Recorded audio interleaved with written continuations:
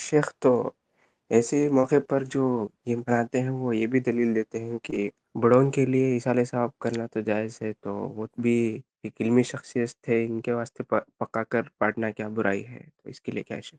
دیکھیے، ہم تو ہر نیکی کے بارے میں یہی بات کہتے ہیں نا کہ جس نیکی کو اللہ کے رسول صلی اللہ علیہ وسلم نے کسی خاص عدد یا خاص تاریخ یا خاص شے کے ساتھ مخصوص نہیں کیا ہے، آپ اس کو مخصوص نہیں کر سکتے. ہم نے اس پوری اسٹریم میں یہ کہا کہ آپ اصالہ ثواب نہیں کر سکتے. آپ اصالہ ثواب کیجیے، کسی بھی نیک آدمی کی طرف سے اصالہ ثواب کیجیے، کسی بھی مسلمان کی طرف سے اصالہ ثواب کیجیے، کوئی حرج کی بات نہیں ہے.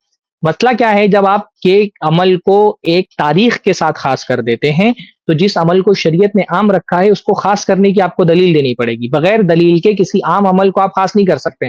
نماز پڑھنا نہیں کی ہے تو میں کہوں کہ بھائی رات میں جو ہے نا وہ 3 بجے اٹھ کر کے بھی ایک نماز پڑھنی ہے، اور عمومی دلیل دوں کہ اللہ کے رسول صلی اللہ علیہ وسلم نے نماز کو نیکی قرار دیا ہے، تو ٹھیک ہے، رسول اللہ نے نماز کو نیکی قرار دیا ہے، پر رات میں آدھی رات کو 3 بجے اٹھ کر کے کوئی ایک چھٹی نماز میں ایجاد کر دوں اور کہوں کیونکہ اللہ کے رسول نے نماز کی اتنی فضیلت بتائی ہے تو ایک نماز میں رات کی آدھی رات کو ایک چھٹی نماز بھی پڑھوں گا 5 نمازوں کے علاوہ، تو عمومی دلیل سے خاص عبادت پہ پر استدلال نہیں کیا جا سکتا ہے. ہمارا اعتراض اصالہ ثواب پر نہیں، ہمارا اعتراض یہ کہ 11ویں کی تاریخ جو خاص کر دی، پھر 11ویں تاریخ میں اس عبادت کے مخصوص طریقے خاص کر دیے کہ بھئی وہ کھیری بنے گی اور اس کے اندر جو ہے وہ طرح سے نیاز پڑھی جائے گی اور یہ دعائیں پڑھی جائیں گی، پھر ان دعاؤں کو پڑھنے کے بعد اس کو یوں تقسیم کیا جائے گا.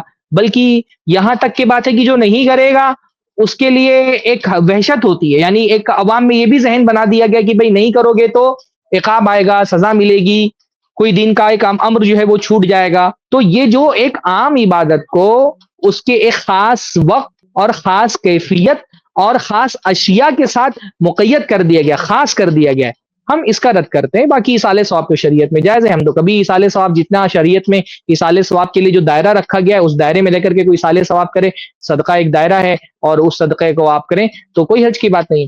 لیکن اصالہ ثواب میں کوئی پیسہ نہیں دے رہا نا کہ آج پیسہ میں دے رہا ہوں اصالہ ثواب کے لیے، کھیر ہی بنائی جا رہی ہے، کھیر سے ہی اصالہ ثواب ہو رہا ہے. ہاں، اور وہ اور بھی کچھ نہیں، کھیر ہی بنائی جا رہی ہے. اچھا، اس کھیر میں بھی ایک خاص، ایسے نہیں کہ ایسے کھیر کھلا دیا جا رہا ہے، اس پہ ایک مخصوص دعائیں ہی پڑھی جا رہی ہے اور وہ دعائیں پڑھنے کے بعد ہی سمجھا جا رہا ہے کہ اصالہ ثواب ہوگا. تو جو کیفیت اور وقت کے ساتھ خاص کر دیا گیا ہے، اشیاء کے ساتھ خاص کر دیا گیا ہے، یہ بدعت ہے. عمومی عبادت کو تخصیص کرنے کے لیے دلیل چاہیے اور بغیر دلیل کے عمومی عبادت کی تخصیص یہ بدعت. ان کا عقیدہ بھی جڑا ہے نا کہ ہاں 11ویں شکل میں جو اصال کریں گے تو اس سے ہمیں ان کی مدد حاصل ہوگی، غوث العظم ہے، یہ ہمارا تقرب حاصل ہوگا. یہ اللہ کا تقرب مقصود نہیں ہے. یعنی شیخ عبد القادر جیلانی رحمہ اللہ کو ثواب پہنچانا مقصود نہیں، مقصود ان کے یہاں اپنے آپ کو مقرب بنانا اور یہ کہ اس کے بدلے میں ہم کو مدد ملے گی، ہماری وہ مدد کریں گے. جیسا کہ میں نے ویڈیو چلایا تھا نا کہ انہوں نے جھوٹی نسبت کی کہ وہ آؤں گا، مدد کروں گا، روحیں آتی ہیں. تو اس 11ویں کے پیچھے جو یہ عقیدہ لگا ہوا ہے، یہ اعتقاد ہے کہ ایسا کرنے سے شیخ عبد القادر جیلانی رحمہ اللہ ہماری مدد کریں گے، ان کی روحیں ہماری زیارت کریں گی. یہ جو اعتقادات جڑ جاتے ہیں تو یہ صرف اصالہ ثواب نہیں رہ جاتا ہے، یہ تو شرک ہو گیا ہے. یعنی کہ ایک اصالہ ثواب کا جو عام تصور ہے نا وہ کس طرح سے ہے کہ بھئی آپ نے جو ہے والدین کی طرف سے، اپنے کسی قریبی کی طرف سے کوئی صدقہ کر دیا، کوئی خیرات کر دیا، یہ عمومی تصور ہے. اور یہی جو اصل تصور ہے اصالہ ثواب کا کہ آپ نے کوئی صدقہ کیا، کوئی خیر کا کام کر دیا، یہ اصل تصور ہے. اب یہ بات سمجھ میں نہیں آ رہی ہے کہ جیسا کہ شیخ کفایت نے ابھی بتایا کہ اس سے وہ راز کھلتا ہے کہ بھئی ایک شخصیت ہے جس کو آپ صاحب کرامت بزرگ سمجھتے ہیں، جس کو آپ جنتی بھی سمجھتے ہیں، جنت کا ٹکٹ بانٹنے والا بھی سمجھتے ہیں، رزق بانٹنے والا بھی سمجھتے ہیں، جنتی سے بھی کچھ اوپر کی چیز سمجھتے ہیں، اور پھر اس کو ایصال ثواب آپ کر رہے ہیں. یعنی کیا راز ہے، کیا مسئلہ ہے آخر کہ آپ تمام کو چھوڑ کر کے ایک شخصیت کو ایصال ثواب کر رہے ہیں جس شخصیت کے بارے میں کرامت کا، بزرگی کا، جنتی ہونے کا، رزق بانٹنے کا، جنت بانٹنے کا، ہاں لوگوں کو جو ہے حساب و کتاب میں آسانیاں کروانے کا اور فرشتوں کو مار دینے کا اور منکر نکیر کو ڈانٹ کر بھگا دینے کا، یا یہاں تک کہ مرید نام لے لے جو ہے ان کا تو لوگ بھاگ جائیں فرشتے اور سوال و جواب اس سے نہ کریں، ایسا آپ مانتے ہیں. اور پھر اس کی طرف سے یہ ایصال ثواب، یعنی انہیں ثواب پہنچے. بھئی ثواب کی سب سے زیادہ ضرورت تو آپ کو ہے، مجھ کو ہے، ہم گنہگار لوگوں کو ہے سب سے زیادہ ثواب کی ضرورت. ثواب کی ضرورت ہمارے والدین کو ہے، ثواب کی ضرورت ہمارے بھائی کو ہے جو اس دنیا میں ہے، دنیا میں نہیں ہے، ان لوگوں کو ثواب کی ضرورت ہے. تو ان سب چیزوں کو چھوڑ کر کے یہ شیخ عبد القادر جیلانی کو ثواب بھیجنے کا کیا فنڈا ہے بھائی؟ جن کے پاس تو آلریڈی ثواب ہی ثواب ہے، آلریڈی ثواب ہی ثواب ہے، تو ان کو ثواب بھیجنے کا کیا راز ہے؟ اس میں کیا نکتہ ہے؟ وہ راز آپ بتاتے نہیں ہیں، وہ راز آپ لوگ کھولیے جو یہ لوگ کرتے ہیں کہ کیا راز کی بات ہے. اور پھر وہ تاریخ کو خاص کرنے کے ساتھ ساتھ میں نے اس سے پہلے بتایا نا کہ شخصیت بھی آپ نے خاص کر کے رکھی ہوئی ہے، تاریخ بھی خاص ہے، شخصیت بھی خاص ہے. تو پھر بھائی شخصیتوں کے درمیان کسی شخصیت کو خاص کرنے کی خاص دلیل کیا ہے؟ وہ بھی لے کر کے آئیے آپ لوگ. ایک عمومی مزاج ہمارے یہاں پر میں یہ محسوس کر رہا ہوں کہ ہمارے بریلوی بھائیوں کا ایسا بن گیا ہے شاہ عبد القادر جیلانی کے حوالے سے، اور میں نے اس کو بہت ساری ان کی مجلسوں میں دیکھا ہے کہ جتنا شاہ عبد القادر جیلانی رحمہ اللہ کی ثنا، تعریف اور قصیدہ ہوتا ہے، اتنا اللہ تعالیٰ کی تعریف نہیں کرتے. عمومی مزاج یہ بن گیا ہے کہ بریلوی تکلیف میں رہتا ہے تو وہ یا اللہ المدد کے بجائے یا غوث المدد پکارتا ہے. یعنی یہ پورا شرک جو ہے نا، یہ شاہ عبد القادر جیلانی سے جوڑ کر اللہ تعالیٰ سے توڑ دیا گیا ہے لوگوں کو کہ مشکل ہے تو غوث اعظم ہی کو مدد کے لیے پکارو. تو آپ دیکھیں کہ یہ کون سا ایصال ثواب ہو رہا ہے بھائی؟ یہ تو ایک طرح سے آدمی شرک کر رہا ہے جس کی وجہ سے ثواب کی وجہ سے اس کو عذاب ملے گا کہ اللہ کو چھوڑ کر. یہ تو اللہ تعالیٰ کی صفت ہے نا میرے بھائی، کہ اللہ تعالیٰ ہے، اس کو جہاں سے پکارا جائے وہ سنتا ہے اور مدد کے لیے آتا ہے. یہ تو اللہ تعالیٰ کی صفت ہے.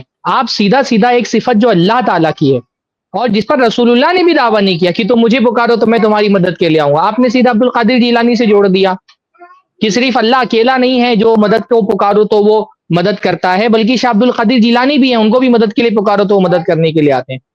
تو یہ پورا تو شرک کا تماشا شاہ عبد القادر جیلانی کا نام لے کر کے، بلکہ ان کو غوث اعظم کہا ہی اس وجہ سے جا رہا ہے کہ وہ غوث ہیں اور وہ مدد کرتے ہیں. قرآن مجید بار بار کہتا ہے اللہ تعالیٰ کو مدد کے لیے پکارو، رسول اللہ سکھا رہے ہیں اللہ تعالیٰ کو مدد کے لیے پکارو، آپ سکھا رہے ہیں کہ عبد القادر جیلانی کو مدد کے لیے پکارو. تو یہ تو سارا تماشا اپنے دین کا بنا دیا ہے، اللہ سے توڑ کر کے اور شاہ عبد القادر جیلانی سے جوڑنے کا کام آپ کر رہے ہیں لوگوں کو.